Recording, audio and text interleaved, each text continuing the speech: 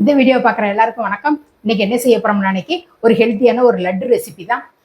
இது வந்து நம்ம வீட்டில் இருக்கிற பொருளை வச்சே சிம்பிளாக ஒரு 3 பொருளை வச்சு அந்த சிம்பிளான 3 பொருளுமே ரொம்ப ஹெல்த்தியான ஒரு பொருளாக தான் சேர்த்து செய்ய போகிறோம். இது வந்து 1 வயசு குழந்தைங்கள்லேருந்து நம்ம பெரியவங்க வரைக்கும் இந்த லட்டை வந்து சாப்பிட்லாம்.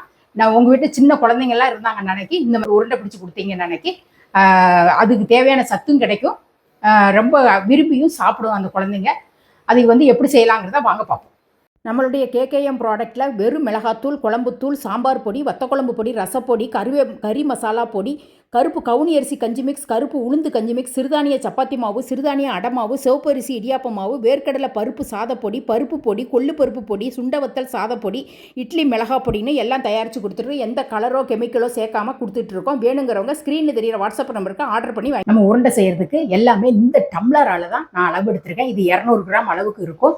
இந்த டம்ளரால் அரிசி வந்து 1 டம்ளர் அரிசி, இப்போ சாப்பாட்டு அரிசி புழுங்கல் அரிசியோ இல்லைன்னா நம்ம இட்லி அரிசி எதனா 1 டம்ளர் அரிசி, 1/2 டம்ளர் பொட்டுக்கடலை, 1/4 டம்ளர் எள்ளு, அதே அளவு 1/2 டம்ளர் வெல்லம். இதுதான் அளவு. இதில் 1 டம்ளர் அரிசியை வந்து சேர்த்துட்றேன். நான் இட்லி அரிசியாக தான் எடுத்திருக்கேன்.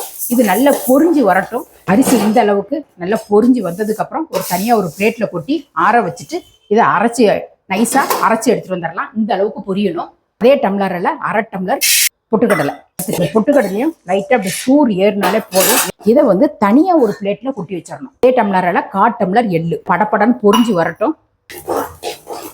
பொரிய ஆரம்பித்த உடனே அதை எடுத்து அதையும் தனியாக ஒரு பிளேட்டில் தான் கொட்டணும், ஒன்றா சேர்க்கக்கூடாது.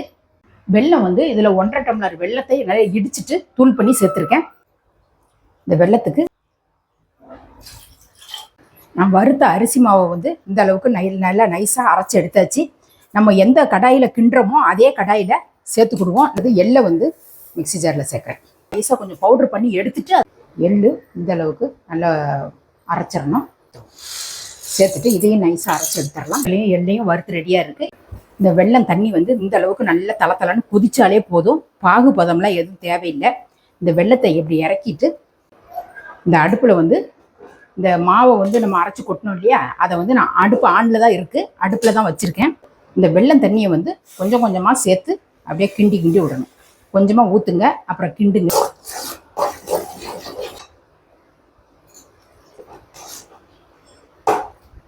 நல்லா அப்படி கட்டி இல்லாமல் நல்லா அப்படியே அடித்து கலந்து அப்படியே நசுக்கி கலந்து விட்டோம்னா இன்னும் கொஞ்சம் கெட்டியாகட்டும்.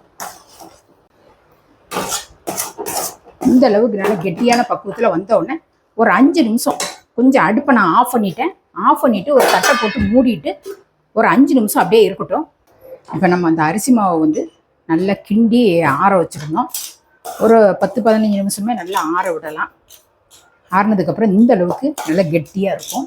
நம்ம அரைச்சி வச்சுருந்த பொட்டுக்கடலையும் எள்ளையும் உள்ளே சேர்த்து கிளறி விட்டுருவோம். கொஞ்சம் கொஞ்சமாக சேர்த்து கிளறிக்கலாம்.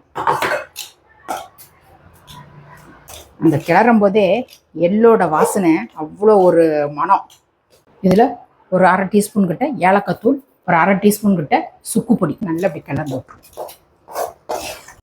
மாவை வந்து இந்த மாதிரி நல்லா கிண்டி எடுத்து வச்சுருக்கு. இதை வந்து அப்படியே கொஞ்சமாக கையில் நெய்யை தடவிட்டு அதுக்கப்புறமா அப்படி உருண்டை, உங்களுக்கு எந்த அளவுக்கு உருண்டை வேணுமோ அந்த அளவுக்கு உருட்டி எடுத்துக்கலாம். பொரியரிசி பொட்டுக்கடலை எள்ளு சேர்த்த உருண்டை வந்து ரெடி ஆகிட்டு நல்லா இந்த அளவுக்கு டேஸ்ட் ரொம்ப நல்லாயிருக்கும். இந்த அளவோட நீங்களும் செஞ்சு பார்த்துட்டு இது வந்து ஸ்நாக்ஸ் பாக்ஸு கூட ஒரு உருண்டையை வச்சு விடலாம். நல்லா 1 வயசு குழந்தைங்களுக்கு கூட இந்த மாதிரி செஞ்சு டெய்லி ஒரு உருண்டை கொடுத்தோம்னு நினைக்கி எள்ளு பொட்டுக்கடலை நம்ம அரிசி இதெல்லாமே சேர்க்கறதுனால உடம்புக்கும் ரொம்ப ஹெல்த்தி தான். இந்த மாதிரி ஒரு பொரியரிசி உருண்டையை நீங்களும் செஞ்சு பாருங்கள். பொரியரிசி பொட்டுக்கடலை எள்ளு வச்சு ஒரு லட்டு ஒன்று செஞ்சு காட்டியிருக்கேன். இந்த இது பண்ணும்போது நான் வெள்ளத்தில் வந்து தண்ணி ஊற்றும் போது வீடியோ வந்து கொஞ்சம் கட்டாயிருக்கு. வெள்ளம் வந்து 1/2 டம்ளர் சேர்த்தோம், அதுக்கு வந்து 2 டம்ளர் தண்ணி ஊற்றணும். அந்த இது வந்து அளவு வந்து நான் சொன்னது வந்து வாய்ஸ் கட்டாயிருக்கு. நீங்கள் வந்து இதை வந்து இது பண்ணி போட்டுக்கோங்க. இந்த மாதிரி நீங்களும் செஞ்சு பார்த்துட்டு எப்படி இருந்ததுங்கிறத கமெண்ட்ல பண்ணுங்கள். இதே மாதிரி அடுத்த ஒரு சூப்பரான ஒரு வீடியோவில் நான் உங்களை சந்திக்கிறேன். நன்றி, வணக்கம்.